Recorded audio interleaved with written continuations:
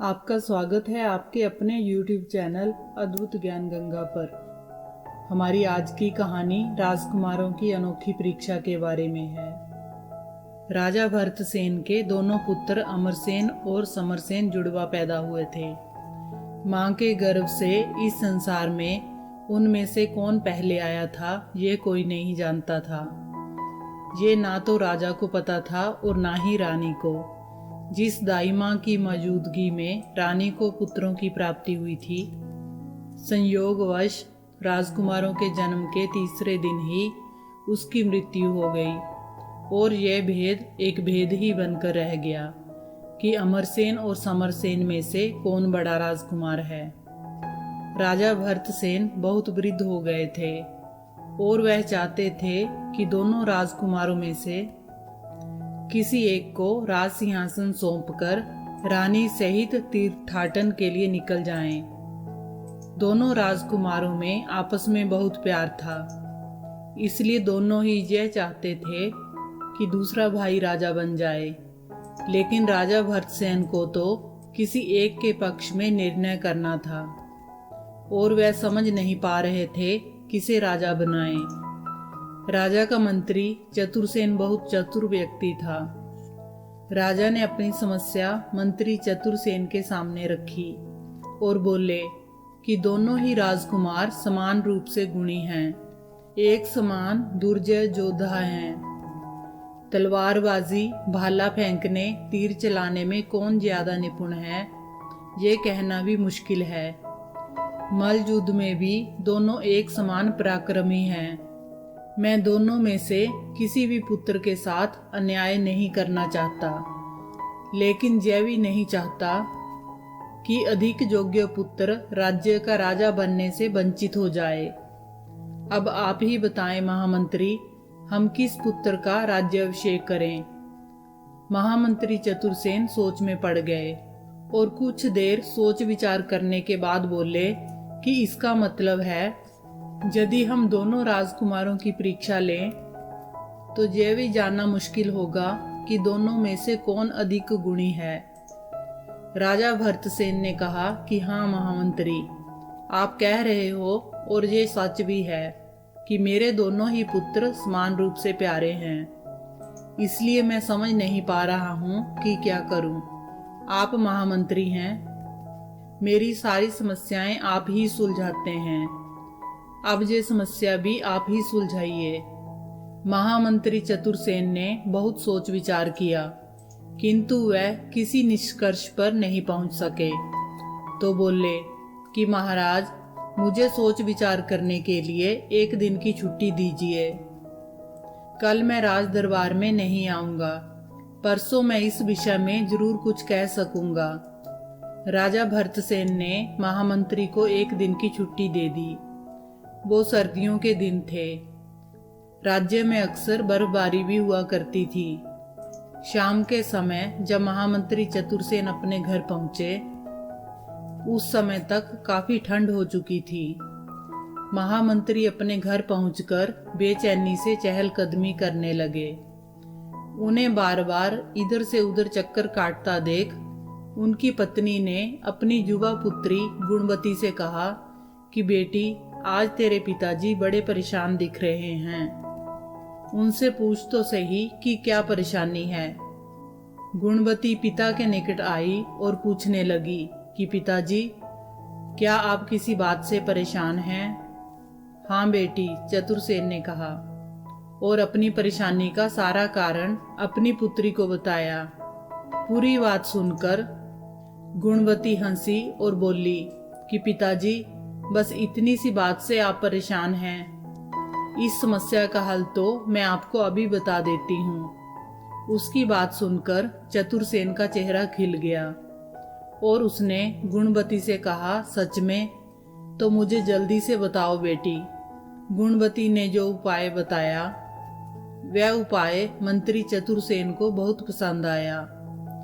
अगले दिन चतुरसेन राज दरबार में पहुंचा और उसने राजा भरतसेन से कहा कि महाराज, दोनों राजकुमारों में से राजकाज के दृष्टिकोण से कौन अधिक योग्य रहेगा ये जानने के लिए हमें दोनों राजकुमारों की एक परीक्षा लेनी होगी और इसके लिए आपको 3 दिन के लिए दोनों राजकुमारों को मेरे घर भेजना होगा। मैं दोनों राजकुमारों को अलग अलग कमरों में ठहराऊंगा। महाराज, आप दोनों राजकुमारों को यह समझा दीजिए कि 3 दिन उन्हें राजकाज सीखने के लिए मेरे यहाँ रहना होगा और वहाँ मैं जो कहूँगा उन्हें वही करना होगा। राजा भरतसेन ने अपने दोनों पुत्रों को बुलाया और वैसा ही करने को कहा जैसा महामंत्री चतुरसेन ने कहा था। दोनों राजकुमार पिता के आज्ञाकारी पुत्र थे। वे पिता की आज्ञा अनुसार महामंत्री चतुरसेन के घर पहुंच गए। अपने घर में दोनों राजकुमारों के लिए महामंत्री चतुरसेन ने कमरे पहले ही तैयार करवा दिए थे। चतुरसेन के यहाँ 2 नौकर थे, रामू और हरिया। महामंत्री ने रामू को आदेश दिया कि वह अमरसेन को उसके कमरे में ले जाए और हरिया को आदेश दिया कि वह समरसेन को उसके कमरे में ले जाए। दोनों नौकर दोनों राजकुमारों को उनके कमरे में ले गए। अपने कमरे में पहुंचकर अमरसेन ने देखा कि कमरे में कोई खिड़की नहीं थी और उसका बिस्तर एक दीवार के साथ जमीन पर लगा था। बिस्तर पर लेटकर अमरसेन ने रामू से कहा कि भाई, अगर कष्ट ना हो तो एक सुराही में स्वच्छ जल और एक गिलास ला दीजिए। अभी लाया कहकर रामू ये सब लाने के लिए वहां से चला गया। दूसरी ओर जब समरसेन हरिया के साथ अपने कमरे में गया तो वहां पर यही सब देखकर वह आग बबूला हो उठा और बोला कि ये क्या जमीन पर बिस्तर, ये क्या हिमाकत है। मैं हमेशा शाही पलंग पर सुगंधित बिस्तर पर सोने वाला राजकुमार समरसेन आज यहाँ जमीन पर सोएगा। महामंत्री ने ये सोच भी कैसे लिया। अगले ही क्षण म्यान से तलवार निकाल हवा में लहराते हुए समरसेन कमरे से बाहर निकला और जोर से चिल्लाया, महामंत्री। समरसेन की गुस्से भरी आवाज सुनते ही महामंत्री चतुरसेन तुरंत ही अपनी पत्नी के साथ दौड़ा दौड़ा राजकुमार के सामने आया तो चिल्लाकर समरसेन उस पर दहाड़ा कि मेरा बिस्तर जमीन पर लगवाने की तुमने हिम्मत भी कैसे की। मंत्री चतुरसेन बोला कि क्षमा करें युवराज, मैंने वही किया है जिसकी मुझे आज्ञा थी। समरसेन गरज उठा और बोला, किसकी आज्ञा से तुमने हमारा बिस्तर जमीन पर लगवाया? उसे बुलाओ, हम अभी उसकी गर्दन धड़ से अलग कर देते हैं। मंत्री चतुरसेन ने विनम्र आवाज में कहा, क्षमा करें युवराज, आप ऐसा नहीं कर सकते। क्या आपको याद नहीं कि आपके पिता ने राजकाज में निपुणता पाने के लिए मेरे यहाँ भेजा है? क्या आपका यह फर्ज नहीं है कि आप मेरी हर आज्ञा का पालन करें? समरसेन का गुस्सा ठंडा पड़ गया और धीमे स्वर में बोला, लेकिन महामंत्री, मैं जमीन पर बिछे बिस्तर पर नहीं सो सकता, आराम भी नहीं कर सकता। मंत्री चतुरसेन बोला कि ठीक है युवराज, कुछ देर रुकिए, मैं पता करता हूँ कि आपकी सुविधा के लिए क्या किया जा सकता है। इसी दौरान शोर सुनकर राजकुमार अमरसेन भी अपने कमरे से बाहर आ गया था। सारी बात समझने के बाद वह बोला कि भाई, 3 दिन की ही तो बात है, 3 दिन के लिए जमीन पर बिछे बिस्तर पर ही सो लो। ये सोच लो कि हमारे पिता महाराज ने हमें किसी युद्ध में लड़ने के लिए भेजा है और हमें किसी जंगल अथवा मैदानी क्षेत्र में रात गुजारनी है। तब हमें जमीन पर ही सोना पड़ेगा और शायद तब हमें बिस्तर भी ना मिले।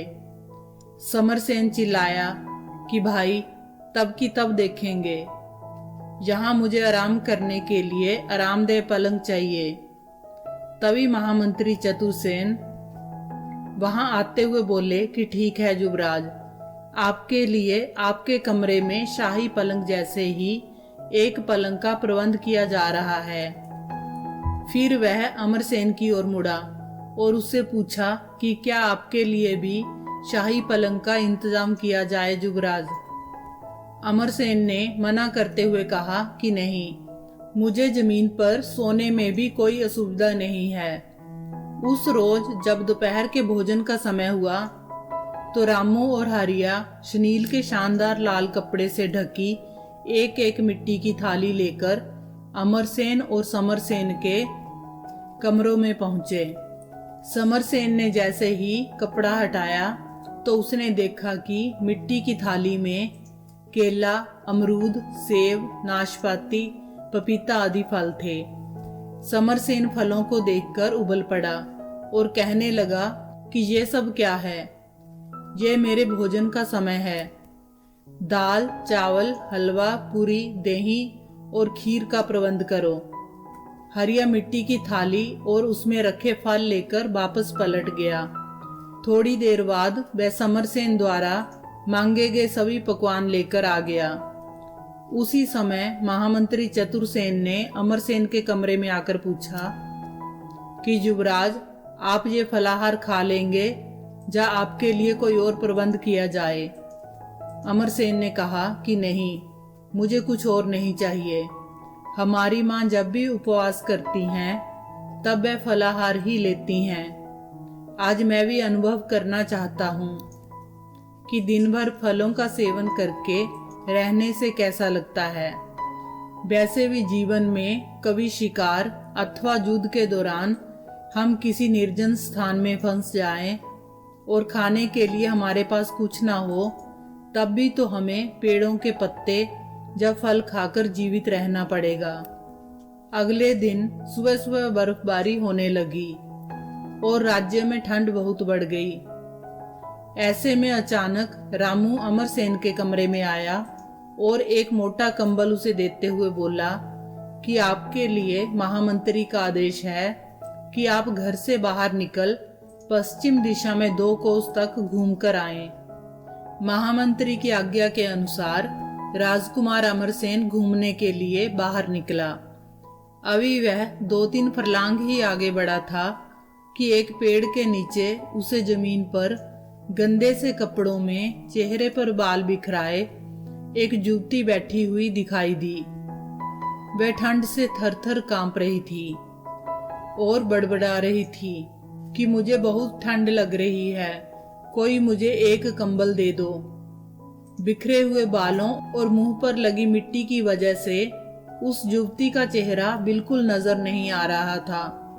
राजकुमार अमरसेन को उस लड़की से घिन नहीं हुई, बल्कि उस पर बहुत तरस आया। उसने बहुत ठंड के बावजूद अपना कंबल उतारकर उस युवती के बदन पर डाल दिया और बोला कि अभी तुम इस कंबल से काम चलाओ। दिन में तुम राजा के दरबार में पहुंचना और महाराज से मदद मांगना। उनसे कहना कि तुम्हें राजकुमार अमरसेन ने भेजा है। तुम्हें अवश्य ही वहां से मदद मिल जाएगी। इतना कहकर राजकुमार वहां से चला गया। राजकुमार अमरसेन के बाहर निकलने के 1 घंटे बाद हरिया राजकुमार समरसेन के कमरे में पहुंचा और उसे भी एक कंबल देकर बोला कि आपके लिए महामंत्री का आदेश है कि आप घर से बाहर निकलकर पूर्व दिशा में 2 कोस तक घूमकर आएं। राजकुमार समरसेन ऐसा आदेश सुनकर गुस्से में आ गया और हरिया पर क्रोधित होकर बोला कि क्या पागल हो गया है? ये ठंड का मौसम कोई घूमने का है, सोने दे मुझे। इस बारे में हरिया ने महामंत्री को बताया तो वह स्वयं राजकुमार समरसेन के कमरे में आए और कर्कश स्वर में बोले कि युवराज, राजा महाराजा हर मौसम में प्रजा का हाल जानने के लिए बाहर घूमने निकलते हैं। क्या तुम्हें नहीं लगता कि तुम्हें भी मेरा आदेश मानकर बाहर घूमने निकलना चाहिए? याद रहे कि हमारे महाराज यानी आपके पिता ने आपको और आपके भाई को मेरे यहाँ राजकाज के ढंग सिखाने के लिए भेजा है। महामंत्री चतुरसेन के बार बार समझाने पर राजकुमार समरसेन भी कंबल ओढ़कर बाहर निकला थोड़ी देर बाद उसे भी रास्ते में एक फटेहाल कीचड़ में मुख सने बाल चेहरे पर बिखराए एक युवती दिखाई दी, जो ठंड के कारण थर थर कांप रही थी और कुछ बड़बड़ा रही थी कि कोई मुझे एक कंबल दे दो।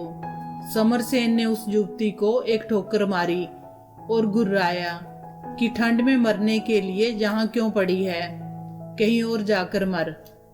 ऐसा कहकर वह आगे बढ़ गया। फिर एक दिन यूं ही बीत गया। अगले दिन महामंत्री चतुरसेन राजकुमार समरसेन के कक्ष में आए और उसे उठाकर बोले कि युवराज, आज तुम्हें एक बहुत मुश्किल काम करना है। मुझे मालूम है कि तुम वो काम करना नहीं चाहोगे, लेकिन फिर भी तुम्हें करना ही होगा। इसलिए अपना दिमाग ठंडा रखकर मेरे साथ चलो। राजकुमार समरसेन महामंत्री चतुरसेन के साथ कुछ दूर स्थित एक मैदान में गया, जहां एक नीम का पेड़ था। उससे 200 गज की दूरी पर एक पीपल का पेड़ था। नीम के पेड़ के नीचे थोड़ी मात्रा में मकान बनाने की सामग्री पड़ी थी। रेता भी था, रोड़ी भी थी, बजरी भी थी और 100 से अधिक ईंटें भी थी। वहां एक फावड़ा और एक तसला भी रखा था। महामंत्री चतुरसेन ने नीम के पेड़ के नीचे रखे सामान की तरफ संकेत करते हुए समरसेन से कठोर स्वर में कहा कि ये सारा सामान तुम्हें उस पीपल के पेड़ के नीचे तक पहुंचाना है, और अब की बार तुम कुछ नहीं कहोगे कि तुम एक राजकुमार हो, इसलिए ये काम नहीं करोगे, आदि आदि। राजकुमार समरसेन का मन तो नहीं था, पर अनमने मन से वह ये काम करने लगा। पहले उसने फावड़े से रेता, रोड़ी और बजरी तसले में भरकर पीपल के पेड़ के नीचे तक पहुंचाया, किंतु ऐसा करते हुए उसने यहाँ जरा भी ध्यान नहीं दिया कि हर सामान की थोड़ी थोड़ी दूर अलग अलग ढेरियां बनाए। बाद में ईंटें तो पेड़ के निकट पहुंच दूर से ही पीपल के पेड़ के नीचे फेंकता रहा, जिसके कारण काफी ईंटें टूट भी गईं। यही काम जब कुछ घंटे बाद राजकुमार अमरसेन को दिया गया, तो उसने रेता, रोड़ी, बजरी की क्रीने से अलग अलग ढेरियां बनाई और ईंटों को एक के ऊपर एक रखकर कुछ ही पंक्तियों में थोड़ी जगह में खड़ी कर दी। इसके बाद महामंत्री चतुरसेन ने दोनों राजकुमारों की कोई परीक्षा नहीं ली और उन्हें ससम्मान अनेक उपहार देकर विदा किया। राजकुमार समरसेन तो अपने उपहार लेकर तत्काल अपने घोड़े पर सवार होकर वहां से चला गया, लेकिन राजकुमार अमरसेन वहीं खड़ा रहा। ये देख महामंत्री चतुरसेन ने पूछा कि आप कुछ कहना चाहते हैं युवराज? राजकुमार बोला कि हाँ महामंत्री, मैं आपकी पुत्री से विवाह करना चाहता हूँ। मेरा अनुमान है कि आपने राजकाज सिखाने के बहाने हमारी ये जो परीक्षा ली है, उसके पीछे उसी का दिमाग है। जब हम यहाँ आए तो राजकुमार समरसेन ने जमीन पर बिछे बिस्तर पर सोने के लिए मना कर दिया था। तब आप किसी से कुछ पूछने गए थे और मैं जानता हूँ कि वह आपकी पुत्री ही थी जिससे आप कुछ पूछने गए थे, क्योंकि आप और आपकी पत्नी तो तब हमारे सामने ही थे। महामंत्री ने कहा, सही कहते हो युवराज, और ठंड में ठिठुरती जिस गंदी सी लड़की को आपने अपना कंबल दिया था, वह भी मेरी पुत्री गुणवती ही थी। महामंत्री चतुरसेन की बात सुनकर राजकुमार अमरसेन हतप्रभ रह गया और बोला कि छी, इतनी गंदी। राजकुमार अमरसेन ने जब पहली बार गुणवती का चेहरा देखा तो वह देखता ही रह गया और बोला कि गंदी लड़की, मुझे नहीं पता था तुम इतनी सुंदर हो। राजकुमार की बात सुनकर महामंत्री चतुरसेन हंसने लगा और कहने लगा कि अब आप राजमहल में पहुंचिए युवराज।